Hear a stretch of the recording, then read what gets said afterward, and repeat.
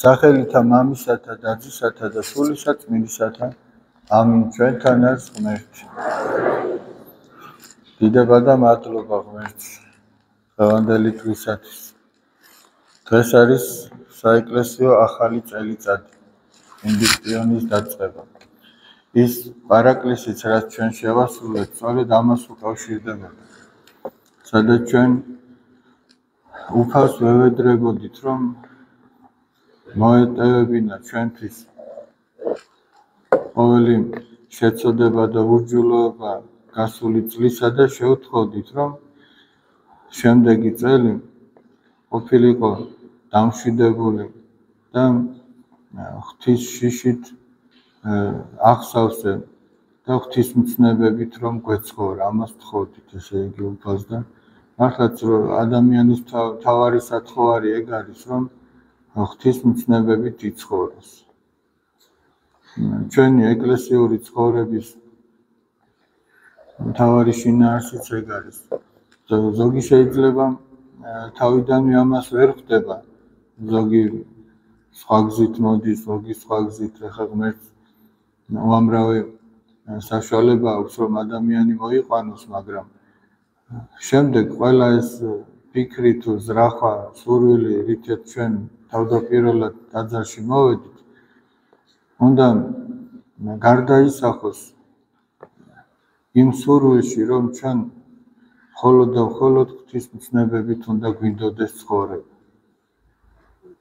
მხოლოდ და მხოლოდ უნდა გვინდოდეს, რომ სულიწმინდის მადლი მოიხვეჭოს ადამიანი. მეტი სხვა მიზანი და შინაარსი ეკლესიურ ცხოვრებას არ აქვს. იმიტომ უნდა იცხოვროს ღვთისმცნებებით, უნდა მოიპოვოს მადლი ღვთისა, მადლი სულისა წმინდისა, რომ ადამიანი გადარჩეს და ცხონდეს. აი ხვალინდელ დღეს ახლა სწავლა იწყება. ჩვენ ხვალ საღამოს მოსწავლეთათვის პარაკლისს შევასრულებთ, რომ მათ ესე იგი ღვთისგან გამოვითხოვოთ ძალა სწავლისა. თუმცა სწავლა ერთია და განათლება არის ძალიან მნიშვნელოვანი. ჩვენ სამწუხაროდ ამ ბოლო დროს ერთმანეთში აურიეთ ეს და ვამბობთ, რომ აი განათლება. სინამდვილეში იმ სწავლაში შეიძლება ნათლისა ერთი წინწკალიც არ იყოს, არაფერი. სწავლა სხვა არის და სხვა არის განათლება. ნასწავლ ადამიანს შეუძლია მრავალი ბოროტება აღასრულოს, მაგრამ განათლებულ ადამიანს ეს არ შეუძლია, ის ამას ვერ გააკეთებს. განათლებული ადამიანი სხვა არის. შეიძლება ცოტა იცოდეს ადამიანმა და განათლებული იყოს და ის ცოტა გამოიყენოს ზნეობრივად, გამოიყენოს სხვა ადამიანების სასარგებლოდ, გამოიყენოს ღვთის სადიდებლად. მაგრამ შეიძლება ადამიანი არ იყოს განათლებული, მაგრამ დიდად ნასწავლი და მან გამოიგონოს მრავალი ბოროტება. და ის თავისი სწავლა ამსახუროს არა კეთილ, არამედ ბოროტ საქმეს. არა ღვთის საქმეში ჩააყენოს, ღვთის საქმე აკეთოს, არამედ ეშმაკის საქმე აკეთოს და ეგეთი არაერთი ხდება. ამიტომაც აი უპირველეს ყოვლისა ჩვენ ახლა სწავლა რომ იწყება, იმას კი არ უნდა მივაქციოთ მაინც და მაინც ყურადღება, რომ რამდენს ვისწავლით ჩვენ, არამედ იმას, რომ რასაც ვისწავლით, რამდენად გამოვიყენებთ სასიკეთო საქმეში. რამდენად სასიკეთო საქმეს იმას არ გულისხმობ, რომ უფრო კარგი სამსახური გქონდეს, უფრო კარგი საკვები გქონდეს თუ ტანის ამოსი თუ ასე შემდეგ. სასიკეთო საქმე ის არის, რომ უფრო მეტად ემსახურო მოყვას. უფრო მეტად ჩააყენო შენი სულიერი, ფიზიკური თუ მატერიალური შესაძლებლობები მეორე ადამიანის სამსახურში. ჩააყენო შენი სამშობლოს, ოჯახის სამსახურში. ჩააყენო თითოეულ იმ საქმეში, რითაც ღმერთი იდიდება. იმიტომ კი არა, რომ ღმერთი ჭირდება დიდება ჩვენგან, არამედ ადამიანს ჭირდება, რომ ღმერთი ადიდოს. დიდება რა არის? დიდება არის, როგორც წმინდა მამა პაისი ათონელი ამბობს მადლიერების მწვერვალი. აი ყველაზე მეტად რომ მადლიერი ხარ, ეგ არის ღვთისდიდება და ადამიანი თუ მადლიერი არ არის, ესე იგი ის ადამიანი ცოცხალიც არ არის, სულიერად მკვდარია, მაგრამ უმადური ადამიანი. და იმიტომაც ჭირდება ღმერთს ჩვენგან დიდება, რომ ეს არის ჩვენი სულიერი საზრდო. ამის გარეშე ადამიანი ვერ იცოცხლებს. აი მაგალითად ანგელოზებისთვის მთავარი საქმე არის რომ უგალობენ და ადიდებენ ღმერთს. და ეს არის მათი საკვებიც, ეს არის მათი არსებობის წყაროც, რომ ისინი მადლიერი არიან. არ იყო მადლიერი ნათლის ანგელოზი, რომელიც გაამპარტავდა და დაეცა და ეშმაკად იქცა. და თუ ადამიანი მადლობს ღმერთს და ღმერთს ადიდებს, მაშინ არ ჩუნდება მადლი ღვთისა და რადგან არ ჩუნდება, ის სულიერად არის ცოცხალი. ამიტომაც აი ჩვენ ახლა რაღაცა ის გვაქვს ხოლმე, რომ აი ჩვენმა შვილმა ამდენი ისწავლოს, იმდენი ისწავლოს, ეს სწავლა ძალიან კარგია, ხო, იმან ისე კი არ გაიგოს, რომ მე ამას ვაკნინებ. სწავლა ძალიან კარგია, მაგრამ ამაზე უკეთესია, რომ ის, რასაც ისწავლის, სწორად გამოიყენოს. ჯერ ისწავლოს ის, რომ ადამიანი იყოს. შეიძლება ადამიანმა სიმღერა ძალიან კარგად იცოდეს, მაგრამ სხვას დასცინოდეს, იმიტომ რომ ის ვერ მღერის. შეიძლება ადამიანმა აი მაგალითად მათემატიკა იცოდეს, მაგრამ თავის როლს ხელსაფარებდეს, რომ მეორე გვერდზე მისდომა არ გადაიწეროს. ანუ ადამიანობის საკითხებში ეშლებოდეს. შეიძლება განტოლება კარგად გამოიყვანოს, მაგრამ მთავარი ამოცანა ის არის, რომ ადამიანი ადამიანად დარჩება თუ არ დარჩება. ეგ არის მთავარი ამოცანა.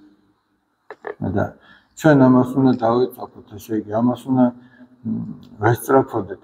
მოციქულებს არანაირი სკოლა არ ჰქონდათ დამთავრებული, მაგრამ ამ 12-მა მოციქულმა განანათლა მთელი სამყარო. როგორ ამბობს დავით მეფსალმუნე წინასწარ მათ შესახებ. ყოველსა ქვეყანასა განხდა ხმამათი და კიდეთა სოფლისათა სიტყვანი მათი. მთელ ქვეყანაზე განივრცო კიდით კიდემდე მათი სიტყვა. და ვისი სიტყვა? ვისაც თევზის წერის მეტი არაფერი საქმე არ ჰქონდა, არაფერი არ იცოდა, წარმოიდგინეთ. და სწორედ ასეთებით ინება ღმერთმა, რომ განენათლებინა მთელი სამყარო. თუ წმინდა ნინოს ჰქონდა ორი უმაღლესი დამთავრებული და მერე ჩამოვიდა საქართველოში და ესე განანათლა ჩვენიერი, მაგრამ მას ჰქონდა საღვთო ნათელი. და აი ამან განანათლა ჩვენიერი. და ჩვენ შვილებსაც, როდესაც შეიძლება მოუწოდებთ იმისაკენ, რომ ისწავლონ პირველ რიგში, ეს უნდა ისწავლონ. აი რა უნდა ისწავლონ პირველ რიგში? გახსოვთ, აი დღეს სახარება ამოვიკითხეთ. მაცხოვარმა ყველა დაპატიჟა ხორცილში. და ზოგმა ის მოიმიზეზა, არ მივიდა, ზოგმა ის, როგორც ვიცით ხოლმე, ახლა მე ამას აღარ განვავრცობ, ეს დღევანდელი სახარება იყო, თქვენ მოისმინეთ ალბათ. ამიტომ ვერ მოვალ, იმიტომ ვერ მოვალ, ანუ უფალი შენ სულის საცხოვნებლად გეპატიჟება და ჩვენ ვამბობთ, რომ ეს საქმე მაქვს, ის საქმე მაქვს. ამაზე დიდი საქმე, რომ სული გადაირჩინოს ადამიანს არ აქვს. მით უმეტეს მორწმუნე ადამიანს, ვინც ცოტა რაღაცას მაინც ხვდება და ჩვენ როდესაც ვიმიზეზებთ ამას თუ იმას, სინამდვილეში ჩვენს სიხარულზე, ჩვენს ბედნიერებაზე, ჩვენს მარადიულ გადარჩენაზე ვამბობთ თუ არ და ვამბობთ, რომ აი რაღაცა მიწა მაქვს მოსახნავი და იმიტომ ვერ მოვდივარ.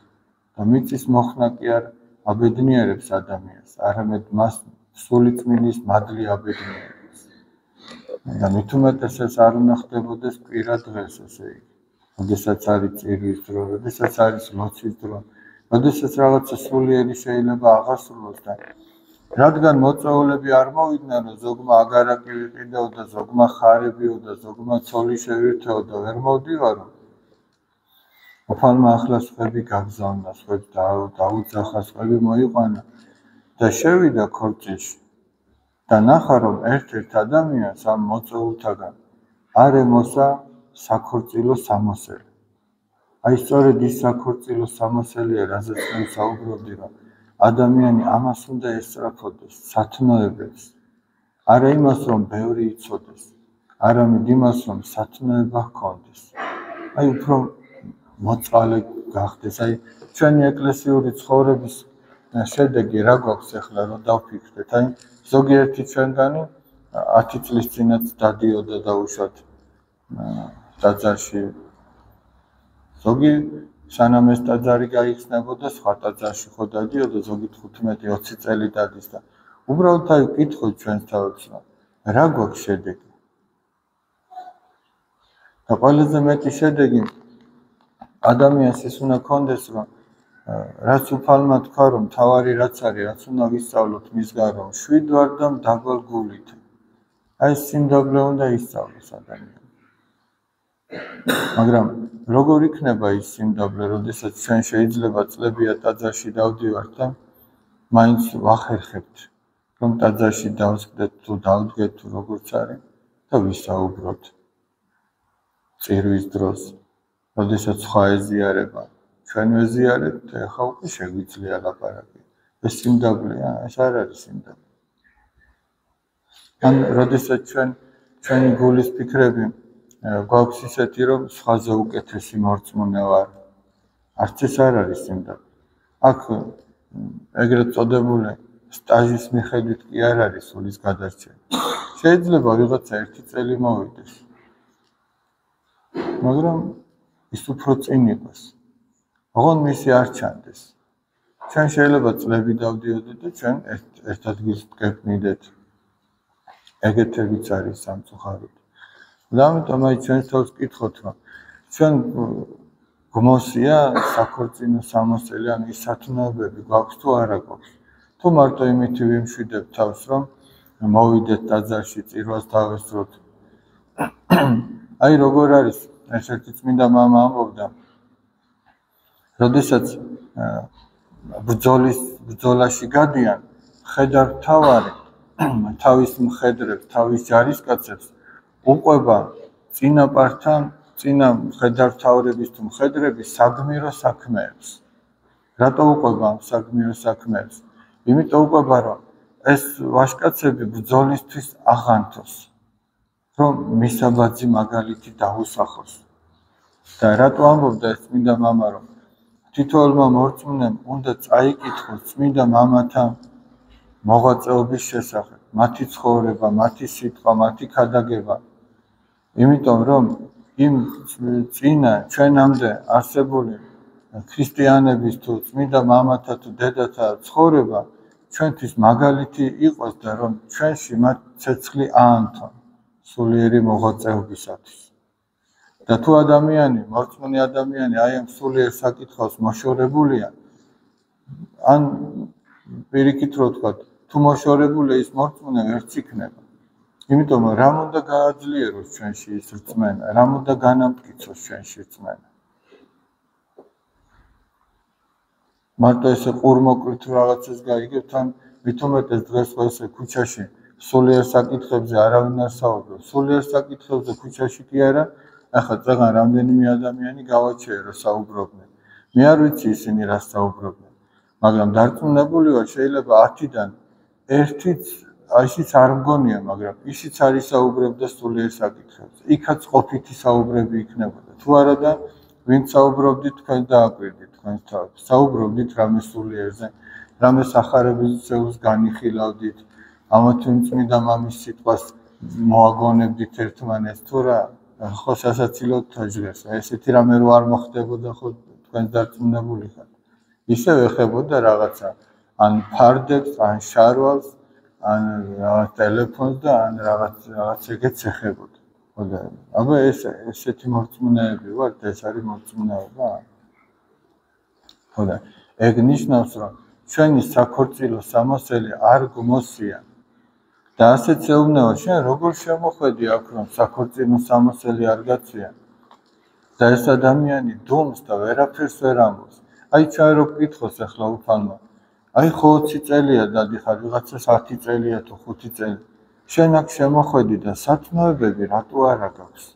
ხო ამისთვის მოხვედი ტაძარში და რატო არა გაქვს და ანუ კონტექსტი ის არის, შენ ხო გქონდა ამის შესაძლებლობა, აი ხა წიგნებიც გქონდა, ახსარების საშუალება, ზიარებისაც, ლოცვის თუ მარხვის და რატო არ გვაქვს ეს სათნოებები და ჩვენ რას უპასუხებთ რატო არ გვაქვს და ის კაცი დუმდა და ის დუმილი ჩვენზეც არის რომ ვერაფერს ვერ უპასუხებთ იმიტომ რომ აბა რა უნდა უთხრა უფალს რატო არ მაქვს იმას ვეთქვით რაც სიმართლეა რომ ჩვენი დაუდევრობის თუ უყურადღებობის გამო სინამდვილეში ეს არის აი დავაკვირდეთ ახლა ჩვენს თავს დღეს რამდენი ადამიანია და რამდენი ადამიანი ეზიარა და თუ არ ეზიარა რატომ არ ეზიარა თუ ამდენი ხანი არ ეზიარა მაშინ როდის გააპირებს აი ვკითხოთ უბრალოდ ჩვენს თავს და მაშინ თუ არ ვეზიარები და როდესაც ესე იგი არ არის სრულფასოვანი ჩემი და იქნება არც მარხვა მაშინ უნდა ვკითხოთ ჩვენს თავს მაშინ რისთვის დავდივარ ფეხებს რიღასთვის ვიღრი რა მნიშვნელობა აქვს ჩვენს სიაროს დაძაბში აი იმიტომ რომ მარტო სიარული კი არ არის არამედ რისთვისაც დადიხარ რომ რაღაცა ისწავლო სულიერი შეიძინა განათლება შეიძინა აი ძალიან მნიშვნელოვანი განათლებული ადამიანი მეორე ადამიანს არ დაჩაგრავს განათლებული არ აწყენინებს განათლებულს ენდომება თვითონ დარჩეს ნაწყენი ვიდრე სხვა დაზარალდეს მაგრამ მასწავლი ადამიანი ოღონ განათლებელი ყველანაირად ეცდება ყველა ღონეს იხმარს ოღონდეს თვითონ არ დარჩეს დაზარალებული სხვას რაც უნდა ისუქნია ოღონ თვითონ არ დარჩეს ნაწყენი სხვა კი ბატონო იწკინოს რამდენიც უნდა და ამის მეტი რა არის ჩვენს გარშემო რომ გამოვიხედებით და არა თუ მარტო ჩვენს გარშემო ჩვენ შიგნითაც რო ჩავიხედებით იქაც ზუსტად მაგას აღმოვაჩენთ ერთ არაფერს და ამ ყველაფრის გამო რასაც აღმოვაჩენთ ჩვენ შენდობა ვთხოვეთ უფალს სწორედ იმ საახალწლო პარაკლისიდან ვთხოვეთ უფალს რომ ესენი გამოგვასწორებინოს და ღვთისმცნებების შიში დანერგოს ჩვენში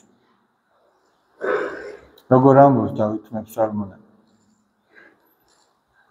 რომ ისმინეთო ჩემი შიში უფლისაე გასწავლო თქვენ აი ეს უფლის შიში უნდა ისწავლოს ადამიანი ღვთისმცნებების შიში უნდა ისწავლოს ადამიანი ადამიანი თავიდან ტაძარში რომ მოდის ცოტა შეიძლება არასერიოზულადაც უდგება რაღაცებს მაგრამ ცოტა დრო რომ გადის ბუნებრივად უნდა მოხდეს ეს რომ რაღაცა უფრო მეტი კრძალვა და შიში უნდა გაუჩნდეს თუ სწორად მიდის მის სულიერი ცხოვრება მით უმეტეს თუ რაღაც ავადმყოფობა მით უმეტეს თუ რაღაცა ასაკში შედის და უკვე ფიქრობს იმაზეც რომ ეს წუთი სოფელი თუნდაც ესე არ არის რომ მუდამ ასე იყოს ფიქრობს იმაზე რომ სადღაც მოხდება გადანაცვლება სხვა სამყაროში და იმაზე ფიქრობს რომ რა იქნება იქ იმიტომ რომ ის არის იქაურია მთავარი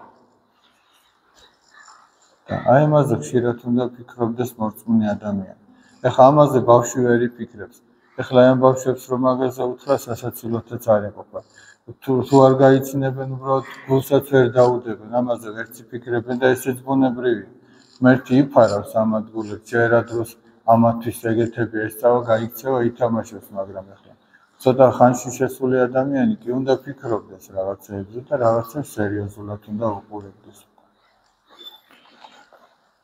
ილოცავთ საეკლესიო ახალ წელიწადს მერთმა ინებოს რომ შვიდობის წელი ყოფილიყოს და ცოდვათაგან განშორებისა და ღმერთთან დაახლოების წელი ყოფილიყოს მერთმა დალოცვილი და გახარებულები გამყოფით ჩვენთან არის ღმერთი